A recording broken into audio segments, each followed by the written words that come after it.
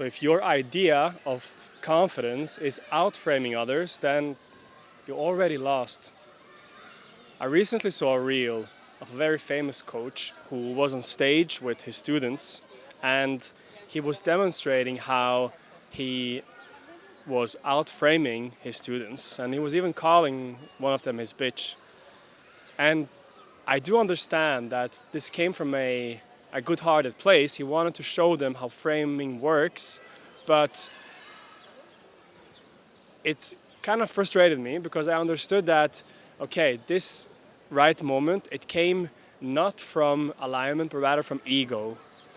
And it's something that we all have. We all have this type of ego within us.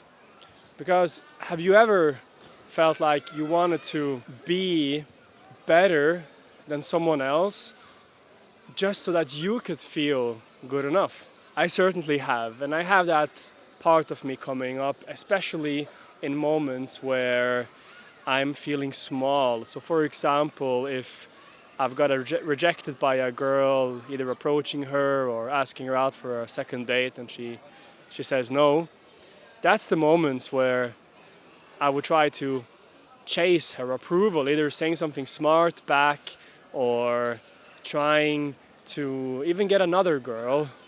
Is the same thing. It's not really any power. It's more coming from this place of pain, and it's disguised as power, which is then the reason for why no matter how funny the line is, how good of your comeback, how much you can change the frame, you've still lost. So the old game, the game is outdated, it's gone, it doesn't work anymore. This me against you, this I win, you lose, it doesn't work. And the fact is that it actually never did. But we used this belief that it's going to work if I win and you lose, and if I somehow win over you, just as a distraction from the real fear, the real pain, which is that vulnerability of being by yourself, which is that fear of just being, of just experiencing intimacy, however that looks like for you. So the old way of chasing, by trying to be better than, it's never worked, because it's just like a dog chasing its tail or trying to fill up a glass which has holes in it. It works for a while, and then it never really does. So the shift that we are making is from ego versus ego to soul versus fear. And this is a very exciting one. This is maybe the most exciting shift that you're going to experience, that we are experiencing even on our dating life, our dating journey, because now it's not you against the girl. Now it's not you winning her over so that you can go and be proud of yourself, so that you can show off to your friends, or so that you can feel good enough because she gave it up. She gave her pussy, whatever, It's not that anymore. Now it's you against, it's you with her. It's you and her together, because when you have when you are connecting with her, you two, then now you are one soul. Now you are a team that is overcoming fear together. So even if it only lasts for a moment, you just met her on the street or in a party for just one moment, in that moment you guys have the opportunity to come together and overcome fear.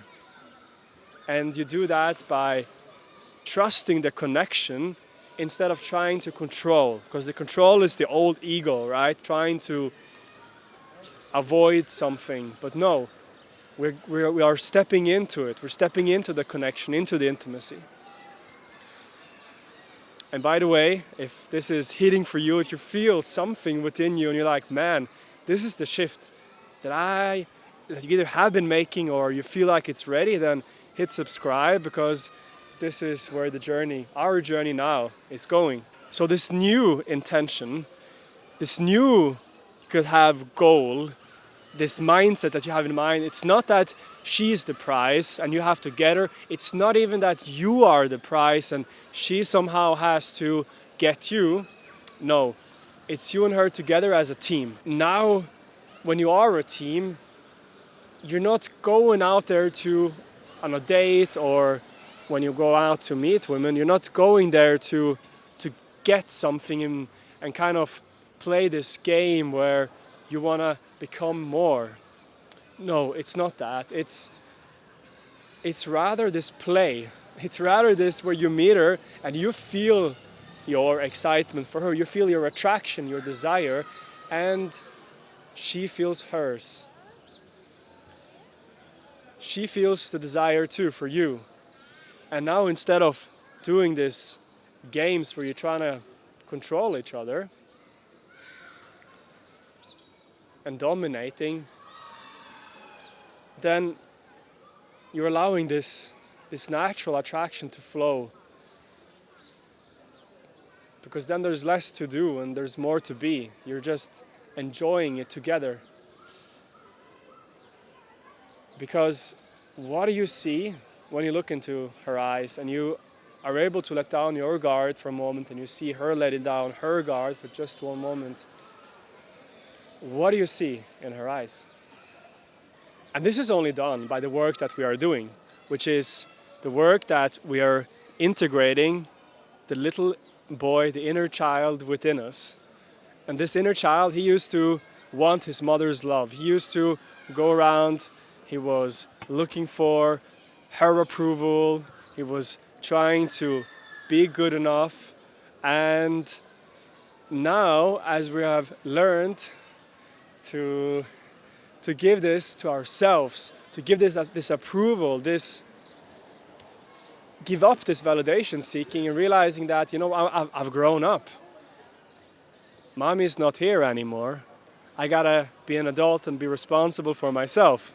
That's when, actually, the sex is no longer a hole to be filled up, like symbolically within you, that's filling you up. No, it's actually a sacred thing that you guys do together. And I'm not saying at all that this is like soft and passive and you're like, no, like we are one, there's no, like, of course, man, we're still teasing, we're still flirting, we're still saying no when we mean no. But it's not coming from this place of lack where I'm trying to get something by saying this, or I'm gonna send this funny thing because then she might reply to me in a way where she thinks I'm cool and then she will like me and then she will go out with me. And no, it's like, oh, I had this funny thing on my mind, I'm gonna say it, I'm gonna share it. And then if it hits home for her, awesome, a connection. If it doesn't hit home, then, well, it doesn't. But we're not doing it to get anything. And now it's coming from love, because love is playful, love is fun. So there's no need to wait for the fun and the play. You can start with that, and what you're giving out is what you're getting. It's the law of attraction. Because I've done the old path, man. I chased girls for so long, for over a decade. I was chasing girls.